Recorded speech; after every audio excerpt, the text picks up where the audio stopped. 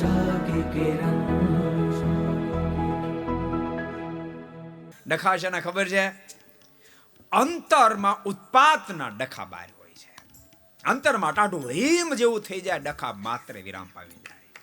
એ સાસુ વહુનો ડખો હોય તોય ભલે, બાપ દીકરાનો હોય તોય ભલે, ભાઈ ભાઈનો હોય તોય ભલે, મિત્ર બધા ડખા તમારા શાંત, પરિવાર તમારો મુક્ત જેવો નિર્માણ થઈ જશે, ઘર તમારું મંદિર જેવું થઈ જશે, પરમ શાંતિ પથરાઈ જશે, પરમ શાંતિ. ભજન કરો બસ, ભજન રૂપી શસ્ત્ર અજમાવો. જો તમારા ઘરમાં ચાલતા સંઘર્ષને અટકાવવા માટે તમે બધા જ પ્રકારના શસ્ત્રો અજમાવ્યા હશે.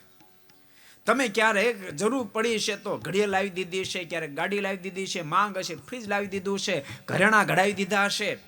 અરે તમે તેમ છતાં ડખો નહીં મીટ્યો તો 2-5 જણાને કીધું છે, એને પણ તમને મદદ કરી છે, સમાધાન કર્યા છે, આ કર્યું છે, તે કર્યું છે, બધું કર્યું છે. તેમ છતાં 8મે દાડે જેમ બટેકાના કોટાને મોરી નાખો, ત્રીજે દી પાછો કોટો કાઢે, એમ પાછા એ કુસમના કોટા નીકળ્યા હશે.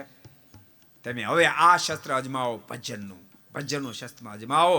સદૈવને માટે તમારા પરિવારના સંઘર્ષો બાપ વિરામ પામી જશે, પરમ શાંતિ પર સ્થાપિત થઈ જશે, પરમ શાંતિ.